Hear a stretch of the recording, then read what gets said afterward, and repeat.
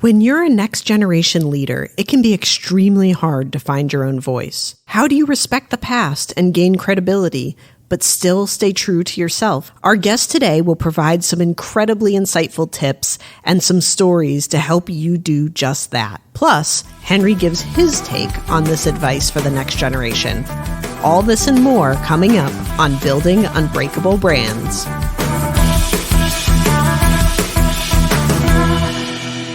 Welcome to Building Unbreakable Brands, the podcast where we talk to leaders growing businesses with a generational mindset. I'm Meghan Lynch.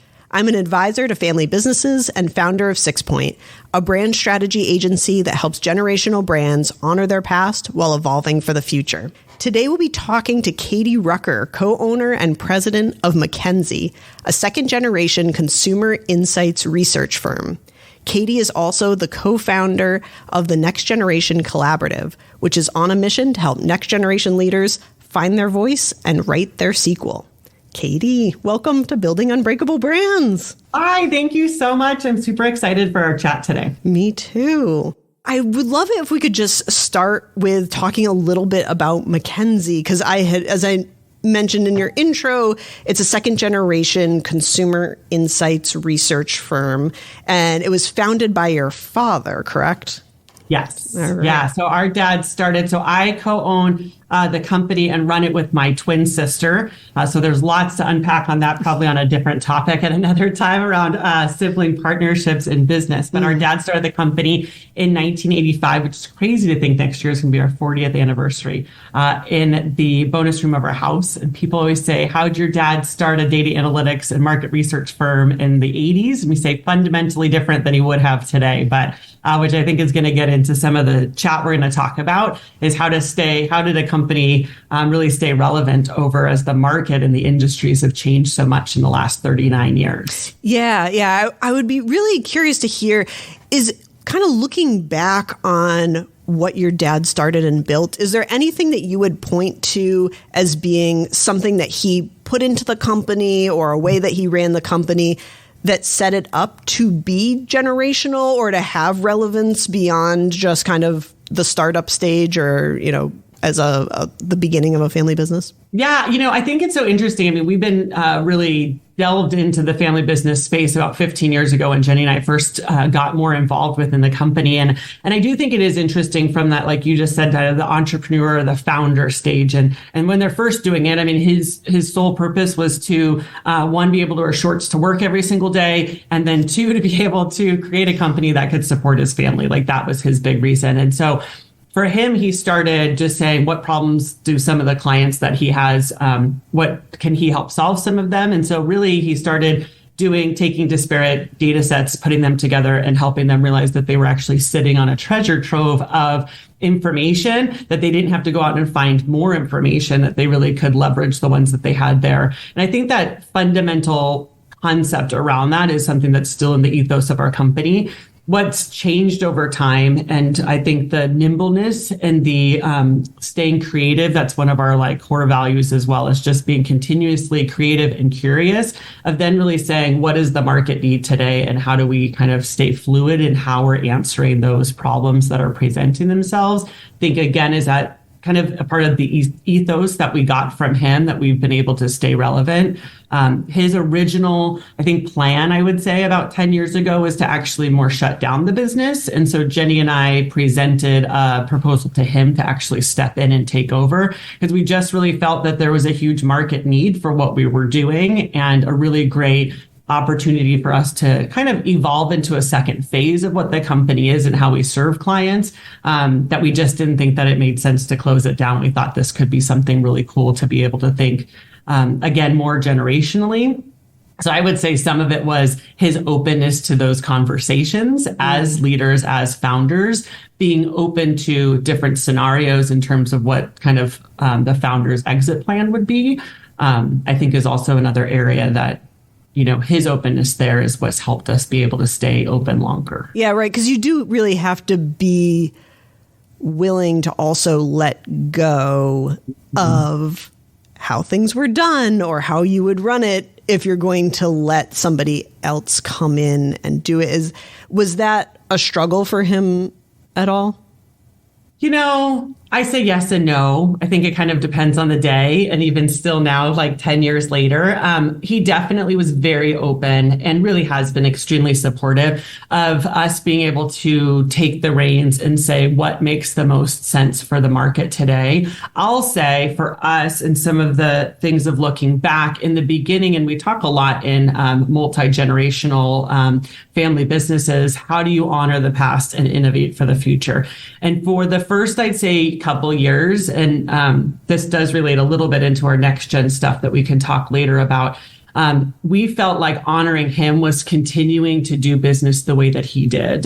But then we really found that that was not authentic to who we are, to who Jenny and I are, our leadership styles, and as well as what lights us up and the type of work that we could be doing. So we were continuing to do types of work that really was not something that inspired us. And I think you really have to be passionate about the services that your business is doing if you're owning it. So what we actually started to really shift our mindset more of being able to say, to honor him is to be able to make sure that the company is relevant for the future and that we're inspired to be running it and that it can transform into something different as long as we're taking something and really like running with it instead of, in a way, doing something that is doing it for him, but not making us happy. And so I think that he, over time, again, we started changing a lot of different things. And then I think we made it fun again, and made it kind of exciting. So he was trying to jump back in a little bit, and we had to kind of say, I think maybe there's not as much of a spot. We'd love to have you as kind of an outside counsel and not as an active spot on the team. So I think there was a little bit of stepping away, kind of jumping back in, stepping away. But now I would definitely say he's kind of like, you girls do what you want, since we've owned the company for over 10 years now. Yeah. I can imagine that there would be like a little bit of FOMO of like, oh no, this looks cool. I could see, especially for an entrepreneur where it's like, ooh, yeah, that I want to dip my toe. Oh yeah, he'll still try to like dig his hands into some like help, and I get that. And I do think that there is something really amazing because he built something for almost 30 years that, that he has so many amazing ideas. I mean, entrepreneurs are so smart in the way that they look at things. And I think that there is that desire for continual learning and all of those kinds of things, which again, we, got those same qualities from him as well. Just that eagerness to want to learn, eagerness to jump in, being comfortable with the uncomfortable and the messy middle of things. I mean, I think that's a part of entrepreneurship. And then, as you come in as a second generation leader, you're kind of back into a messy middle, even though your company could, we kind of said for a long time, we were like a 30-year-old startup and we felt like we were starting over in a certain way, which was exciting. We still had kind of that opportunity to transform it. But there's all sorts of stuff that comes with family business, as you know very well. Yeah. You mentioned creativity as being a constant from your dad's founding of the company through now what MacKenzie's doing. I was wondering if you could give an example of how that kind of common thread has served you to evolve the company while still keeping some kind of connection with the past. Yeah, for sure. I mean, I would say at the very core level of who we are, our core services have always been centered around some sort of data and analytics and insights. Really always has. So again, either on more heavily on the data analytics side, then we transition more heavily onto the research and insight side. But, at the core, it's the numbers. We do always say we're the non-sexy side of marketing. So we don't do marketing campaigns, but we primarily work with sales and marketing teams to be able to get them to effectively use these analytics and insights to be able to make their campaigns more effective. With that creativity for us, we see it as being able to hear what the problem is that our client has. And there can be a simple way of then saying, this solution will give you exactly what you asked for. But we see it as actually combining the creativity and the curiosity of being able to dig a little bit deeper. So sometimes it gets a little much where I have to tell my team, stop asking questions. Let's just run with it now. But we'll just keep digging, and then come up with solutions that don't only answer the question that the client had or the problem that the client had at the time. We try to come up with some creative solutions that can maybe also give them answers to like questions that they would have 3 steps down the road, if at all possible. So we're trying just, again, to be more, in that sense, it's being able to say, how do we think farther? And again, that comes with the curiosity and then the creative solutions of being able to say, we can give you a report back that's a static report, or we can build you an application where you can get that information you wanted, but you'd be able to also be interactive or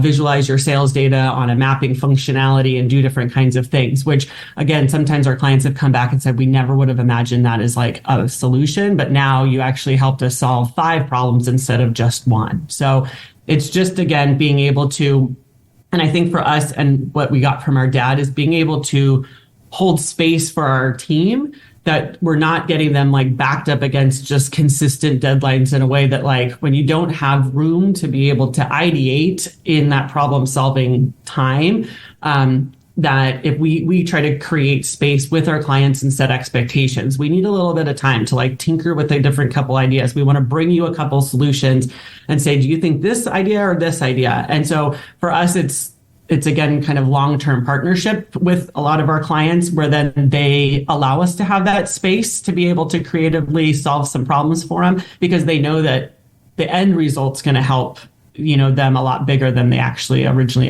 anticipated. So they give us that extra time to be able to get creative for them.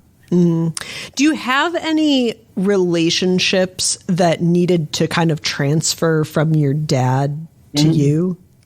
Yeah. So our very first client that when our dad started the company in 1985 is still actually one of our large clients today. Oh, wow. It is a Japanese OEM in the power sports industry. And so we've been extremely blessed to be able to work with them. And so that was one of our largest hurdles. So my dad anchored his kind of retirement to the end of, we've gone into these 5-year contracts with them. So he anchored his departure time at a contract renewal period. And so it was very interesting. I was very adamant about wanting to make sure that when we sat down at the table for contract renegotiation, that they were very aware that they were signing a contract with a women-owned business and the second generation of that organization. And so that was one of, like our biggest ones that we did have to do a transfer of ensuring that our clients were aware of that difference there too. He stayed on his for special projects with that client for a long time. But it really was actually a great opportunity for us to be able to form relationships also with like the next generation of leaders and managers within that same company again, because we've been with them, we've been kind of partnered together for now 39 years. And so some of the old guard at their organization also was transitioning out, and it's just continued to be an amazing relationship. And I think even looking back, and I feel like our dad would be very open and honest in this as well. I think his personality and style may not have been the right style for kind of the next generation of leadership at that organization. So I do think that it ended up being a win-win across the board. But I would say that was probably one of our largest kind of client relationships that we had to do a transition there. We then also had the same things where we kind of were inheriting legacy team members who have been with us, and some team members stayed on during that succession transition, and some did not, because as you know, with family businesses, or any businesses, team members, are hired on under one certain type of leadership style, and they may not want to work under a different leader with a very different style of leadership. So on the team member and kind of internal looking side of things, we definitely had to, go through some challenges as well in that sense, I would say. Yeah. Yeah. But it sounds like you were able to look at that as a way of, again, part of that evolution of, an opportunity to really, again, put your own stamp on the business and stay true to who you are. You said that there was one point where it felt like remaining true to your dad or honoring what he had built was doing things in his style. Was there like a moment when you realized his style is not our style, or was that gradual, or what did that look like? That was probably when I walked into my sister's office one too many times and said, this place is sucking the soul out of me. I actually just posted something about that on LinkedIn, and people are saying, I appreciate your vulnerability, but I think we need to be honest. And I am like one to be able to share the behind the scenes of that messy middle of things. And really just, it was really realizing, for a while that it just didn't feel authentic. And I just believe, I always say, like, we get one shot at life and we might as well try to make it as spectacular as we can. And if we're not happy, especially within a business that we own and we have the honor and the privilege of being able to carry on, for our dad's, to be able to honor his legacy, for us to feel miserable in how we're running it, that's not a win for anybody. So I would say it was a little bit over time, but it really just was, when you're not being able to feel that you can like show up as your authentic self and be a leader that just feels authentic. Again, I think that we can, I feel confident in my leadership ability, but I might not be the right leader, let's say, for your organization, right? It has to be that it has to feel like it's the right fit. So I would say, I guess, it was a little while of doing things kind of his way and then just realizing this is just not us.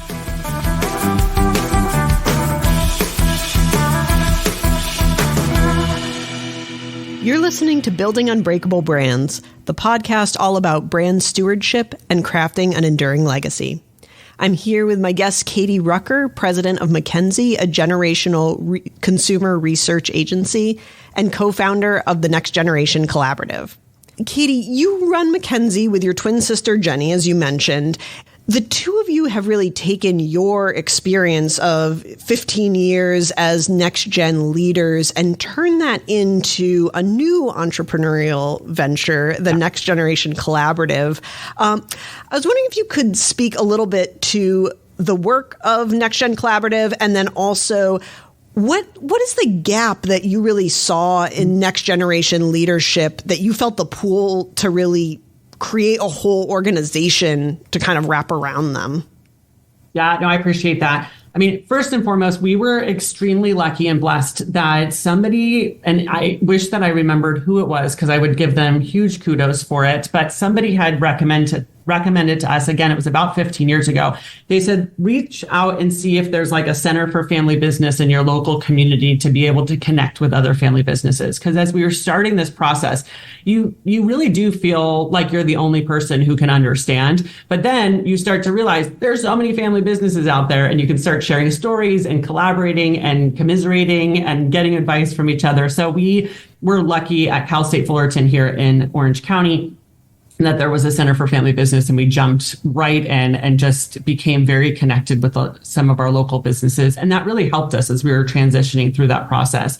But more and more, we started realizing that when we looked at different advisors that were out there, at least from our perspective, and I definitely believe that there's some amazing advisors out there for next gens, but for us, it seemed like a lot of advisors are being brought in, I'm going to say, by the current gen, and that current gen says, this is what my son or daughter needs to learn, and it gets kind of pushed down onto them.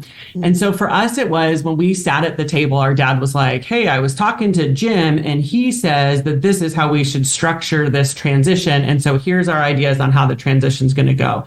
And then we just kind of sat there and like didn't realize that we actually were able, I guess, that we had the agency to be able to have our own voice and our own opinions on how the whole thing could go down, and being able to more clearly articulate kind of what is each one of our individual ideas for our own personal legacies that we wanted to lead, and how does that fit into the larger family business legacy. And so again, as we were chatting just a bit, is what felt inauthentic for us of running the business his way is because it wasn't also in alignment with like my long-term vision of how I want to personally be remembered down the road.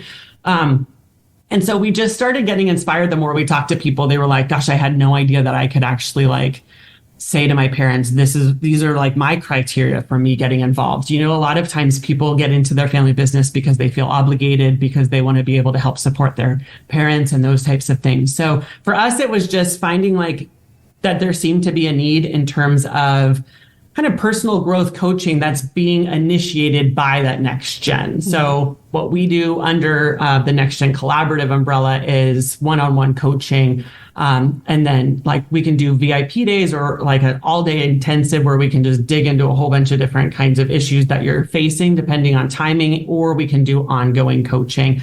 and being able to really kind of more of like our Jumpstart Intensive, I would say, would be like a 6-week program, really being able to get next gen leaders to dig into what is their vision for themselves for the future, where do they think they're at, where are they at right now, and identifying what those gaps are, and being able to start really mapping out how to move from point A to point B, and being able to look at themselves not just as a team member within the family business, but as their unique individual. And then being able to then feel confident to be able to more clearly articulate to their family, these are some of my needs that I'm going to need outside of the family business. And I'm going to really want your support in them, if that's what that next gen's looking for. So a lot of it's around that. And then we do a lot of public speaking at different centers for family businesses on next gen development, and then sibling partnerships, just because we've been twins now running 2 businesses together for a long time. Yeah. Oh, that's really fun. Yeah, I can totally see where that would be a gap, because oftentimes either I've totally seen the situation you've described of, the leading generation kind of bringing in consultants or advisors to develop the next generation, and it kind of being that top-down approach.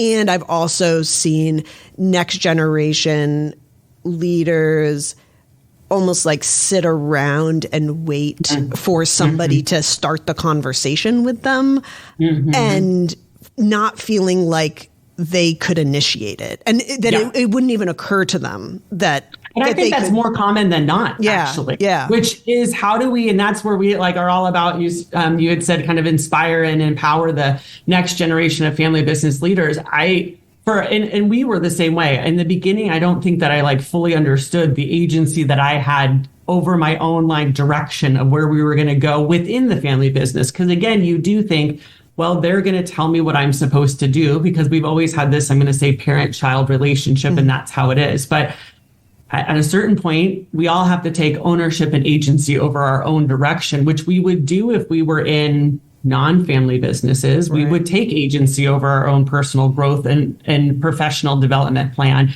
And we should be doing that as well. And I think that also shows the current or leading generation, oh, my child's really taking this seriously, and they want to do the hard work to be able to grow, to be the best leader that they can. So I think that there's win-wins on all sides. And so really it's being able to be there as that team member and cheerleader type of thing for that next gen, the ones who want to take ownership over their process and journey, for sure. Yeah. Yeah. I can totally picture or have seen that scenario of almost like both sides waiting for the other to kind of step up and have that conversation. And so I can see where the leading generation to all of a sudden have the next generation come to you and say, this is my plan, this is the path, this is what's going on. It creates some confidence in you that, okay, I can let this go because I see that they have a vision. I see that they have agency. I see that they're going to really hold this, maybe not how I did it, but with a similar type of, again, vision and direction. So yeah, we were talking before the podcast started about, I was just at a cross-country flight back from the West Coast to the East Coast. On that flight, I was watching a Planet Earth, with David Attenborough. And one of the stories he was telling and was showing were these macaques, monkeys who go to this temple where there's a lot of tourist traffic. And they've gotten very good at stealing things from tourists and then trading them back for food. And one of the things that they were showing was that the younger macaques who haven't been doing it for very long, they steal sunglasses. And they're easy to rip off somebody's head, but they're also not super valuable unless maybe they're Ray-Bans or something. But people are willing to maybe I'm not going to fight this monkey for my sunglasses. The older monkeys, there's some macaques who've been doing this for 10 years, and they steal iPhones and flip-flops because they've realized that humans, you're not going to go without shoes and you're not going to go without a phone. And they will even negotiate for better snacks. Like if you try to give them a banana, they're like, nope, I want the candy bar, or I want the Pringles or whatever. So it's really fun. So anyway, long story short, I was curious about like, in your experience, is there anything that you have seen like the leading generation really knowing and embracing that that next generation would benefit from? Like where should they be taking, where are they taking sunglasses where they should be taking a flip-flop or a phone? Ooh, gosh, that's a great question. I mean, I really think that, well, there's a couple different things that come to mind. I really do feel like for a next gen, and I do believe that the leading gen really sees this, is around the passion for the business itself and what the product group is. And so how somebody's, showing those types of things. But I think that a big thing, if I'm thinking about it from the sunglass thing, I think that the leading generation is also realizing, especially with younger generations coming in now, they do want flexibility. Like a younger generation wants flexibility, ability to get involved in nonprofits. They're a lot more philanthropically focused, I'm going to say, in terms of time versus maybe financials. And so I do think that for leading gens, if they can create opportunities where next gens can be like, even I was which you don't have to jump straight into this, but I was a co-chair for a capital campaign and very involved at a nonprofit level on a board. And I have learned so much. I always say it's like the best sales training I possibly could have ever gotten, because I'm out there helped raise $15 million for a cause that is near and dear to my heart. And originally my sister and my parents strongly discouraged me from saying yes to this opportunity. But now in hindsight, which actually I was going to reshare a video podcast that I did with familybusiness.org on this topic, that in the end, it ended up being, I have fully transformed in terms of my leadership skills, my sales abilities, my presentation abilities, all of those things, where I was able to test and learn in the safe environment of a nonprofit space. And so I think from current or leading gens, if they can find things or find opportunities that light up the next gen for them to be able to grow and learn in a way that speaks authentically to that next gen. So instead of saying, I learned, leader or current, I learned by being in the office and being in this, on the floor of the warehouse and the this and the that, maybe there's different ways that those same skill sets can be learned in a way that speaks more authentically to that next gen. So I think it's more saying,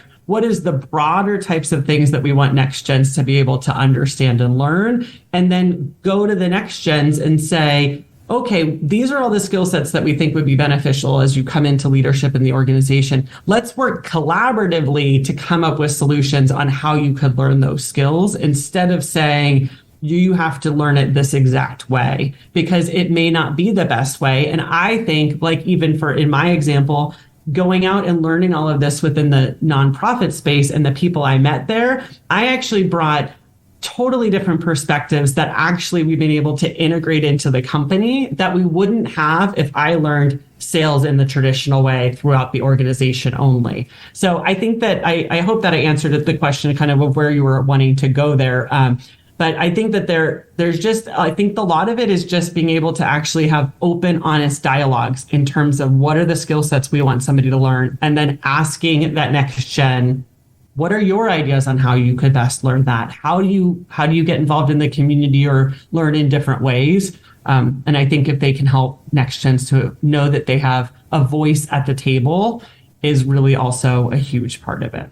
Yeah. And I can see also where having other folks who have gone through similar transitions could be really helpful, because I could easily see how somebody could dismiss nonprofit as not being relevant to, the business that we're running. But to hear somebody's story about, actually, this was my experience with it and this is the skill, it just kind of opens your mind to a more creative approach of how do we solve this problem? Because I think so often we get tunnel vision within our own experience in our own world. And it's not that we're not open to different solutions. It's just, we're not going to think of them as easily as having somebody kind of bring some different ways to just kind of like expand the way you're thinking about it. And yeah, and I think a lot of that truly comes back to, and again, that's more of, as we were coming up with kind of what is the name for this new venture that we did with the Next Gen Collaborative. And really that truly our passion is around creating collaborative communities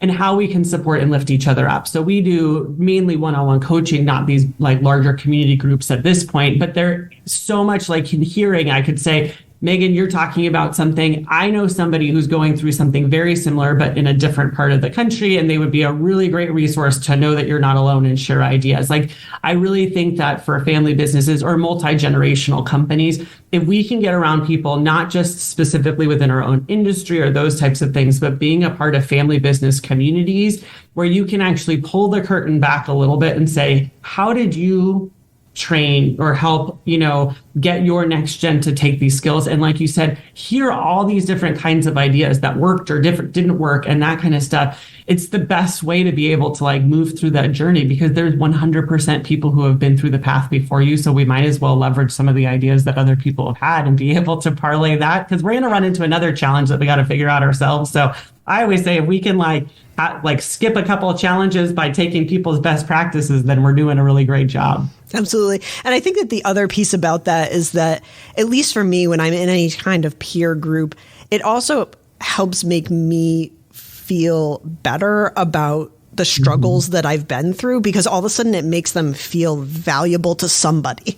It's like, I went through a lot of pain to learn this. And so if I can save somebody else a little bit of pain, all of a sudden it gives you a sense of, okay, this was worth it. Even if there was it was a reason I walked through that path. Exactly. So I think sometimes we think about it as like, oh, like, why would they ever share that, or why, but I think people are so generous for that reason of like, it costs you a lot to learn those lessons. And so getting a little bit of bonus value by sharing them and being a smart one in the room for a change.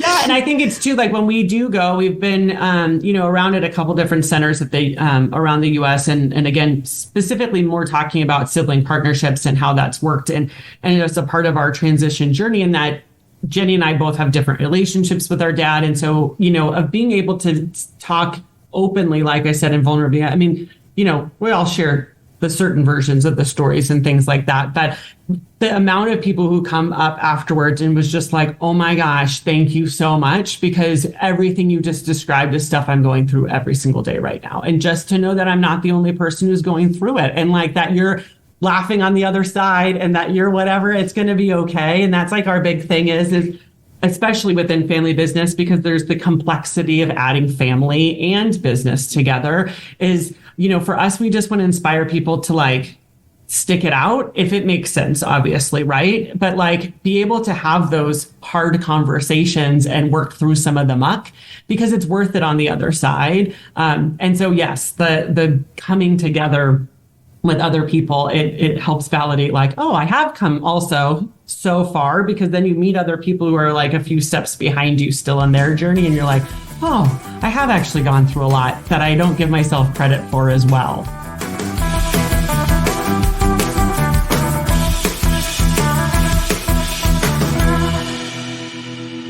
You're listening to Building Unbreakable Brands, the podcast for leaders with a generational mindset.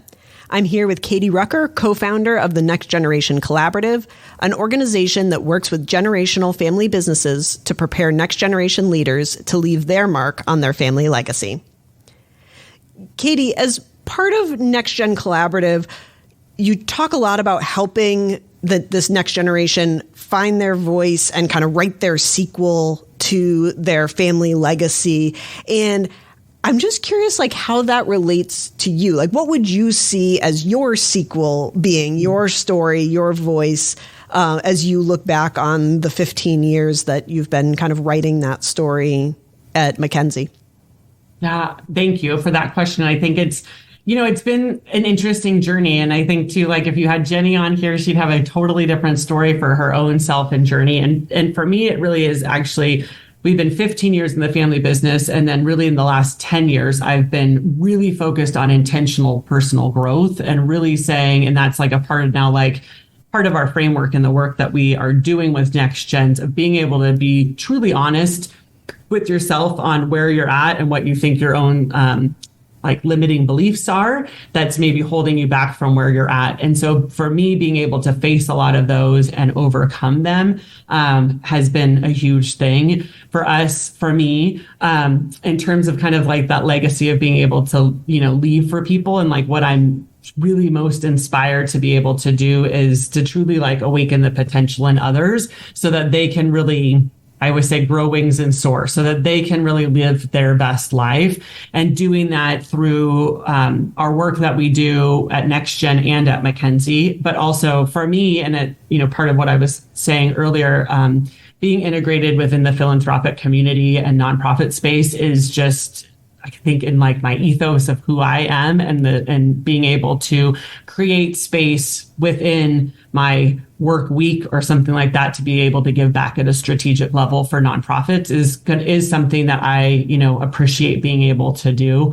And then really being able to connect with other family business people and helping them know that they're not alone on the journey. Like that really is like, I could go out and talk to like people on Main Street, everywhere it is, of just being like, do you know that this is a family business? You should talk to them, and all these different things. We just light up having interesting. I love hearing people's stories. I love learning more about them and then finding, what some of their challenges are and helping them find, again, creative solutions to those. And a lot of that is like roadblocks that really fundamentally come down to in family businesses around communication and open, honest conversations and being able to truly embrace like who they authentically are and feeling brave enough to speak up for that within their family business.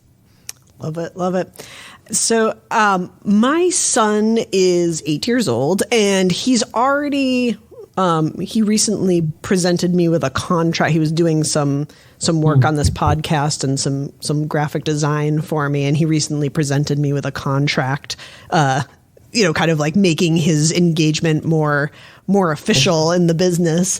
And I'm curious if you went back to your 8-year-old self or you and Jenny, is there any advice that you would give him about, if he sees himself in business or if there's anything that he can do to think about it or anything that I can do to help him find his voice in the business? Any advice for us? Oh my gosh, I love that. I just remember data entering surveys like in junior high, and high school. So I totally respect that. I think the biggest thing is on both sides, but I'll speak first from the parent side. And so I have two girls, a 17-year-old and a 14-year-old, and then speak kind of more from his perspective. But when I think more from a parent perspective, at least for me, I really just want to keep encouraging our kids to be curious, to be able to learn different things. And so I love the fact that he even knows that his own worth, that bringing a contract creates something more formalized. I always say people don't put as much value on something that they can get for free. And so it goes even back to your monkeys thing, that they realize this is more valuable than this over here, and helping our kids learn that and learn also that they can start speaking up for themselves at that early age. I just chatted with my daughter. She just had her first performance review at her job at the YMCA. And so we were talking about how to negotiate a salary increase. And at the same time, she just got one because the federal law for minimum wage changed. So I said, now you address and say, I understand that the federal law just did this, but I believe that I should also have a, performance raise as well. And these are the reasons. This is what I've added value. I don't know if kids are being taught to be able to actually advocate and stand up for themselves in negotiating. Obviously, we can have master negotiator kids who don't want to go to bedtime and that kind of stuff. But I think that those are skills that we have to, as parents, appreciate the fact that they're learning and trying those kinds of things. Sometimes I also will say, that's a great idea. Why don't you put together a plan and come back and present to me how we actually would be able to accomplish that, and we could talk more about it. So I think it's really realizing as business owners and leaders, they're learning through osmosis. And so why not have conversations with them where they can like learn more, so that they're going to be so much more ahead of the curve when they get out into the business world. And I think for the kids side of things, of even talking with him, of him saying, you know, asking him also, like, how did it make him feel when he created that contract, and like, was he proud of himself, and did he feel proud about standing up for himself, and helping him to like realize that that really was helping him, his self-confidence and those types of things. I think also getting them to like think about how it makes them feel internally and emotionally about being able to advocate for themselves and stand up for themselves, or, you know, taking ownership over something. I'm sure he's doing that because he's really proud of the work that he's doing as that. And then even being able to share feedback with him if he's helping with graphic design. Like, if you could share feedback and say, gosh, I showed this to a couple people and they're like really impressed with your work here. You know, I'm excited to be able to keep encouraging you to be doing things like this. So I think it's just on both sides. I mean, again, my oldest has started an Etsy shop that never got off the ground, but I was like, I'll watch all sorts of videos and learn with you about, but I said, you can't just start a shop. You have to also learn about marketing. You have to learn about this and this and this. So I think these kids, they're living in a world with such this entrepreneur spirit, not just with parents who own businesses, but I think it's just what's happening in society and so much more about it, that it's really exciting to be able to see them blossom and do something with it. So I think it's fun that he's coming to you with that contract already. I know. Yeah. Well, and this podcast has been a fun exercise, because it's a lot of the conversation we've been having is like, there's always a lot of energy around starting something, but how do you keep it going, and how do you make sure that you don't just like lose interest in it, and how do you keep it exciting and fun and stay curious about it, stay engaged, because otherwise you just end up with a big pile of stuff you tried once. And so it's been fun, I think fun for me, and I think he's been liking to kind of have his voice, you know, again, that find your voice, like, you know, really. Yeah. And then your help allowing him to have space at the table. I think that's like one of the biggest things, right? Is just also being able to say, hey, I also am super open with my girls about, hey, I'm about to start learning how to do something. Like, I never hosted a podcast. I wouldn't know how to do any of the technology stuff. So in like that example, I would say I'm like learning how to do something new, and I'm super uncomfortable about it, but I'm also jazzed up about being able to learn. And so it's helping them to be able to show them that no matter how old we get, we're also going to be newbies at something, and it's okay to be uncomfortable being that newbie. And how do we teach them that just because we're uncomfortable doesn't mean that we have to shy away from something.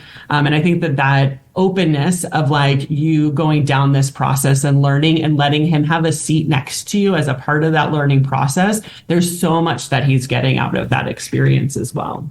Yeah. Well, hopefully.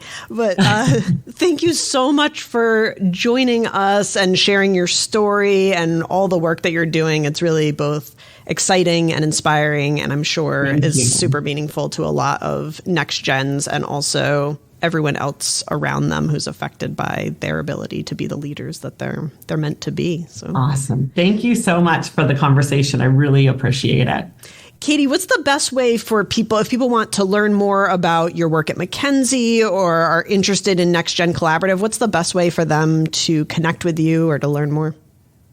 Sure. I would say probably LinkedIn's like where I'm most active almost every day, and you can link to our websites from there. So Katie Rucker, Rucker, on LinkedIn. And then it's MacKenzie Corp, MacKenzie Corp.com, and Next Gen Collaborative are our two websites. But like I said, probably pop over to LinkedIn, find me over there. I'd love to connect, share ideas, and collaborate on something. Awesome. We will link to all of those in the show notes so people can get in touch with you, and maybe also that familybusiness.org video about your nonprofit experience. I think that would be super valuable to hear more about that. So thanks again for joining us, Katie. So great to talk with you.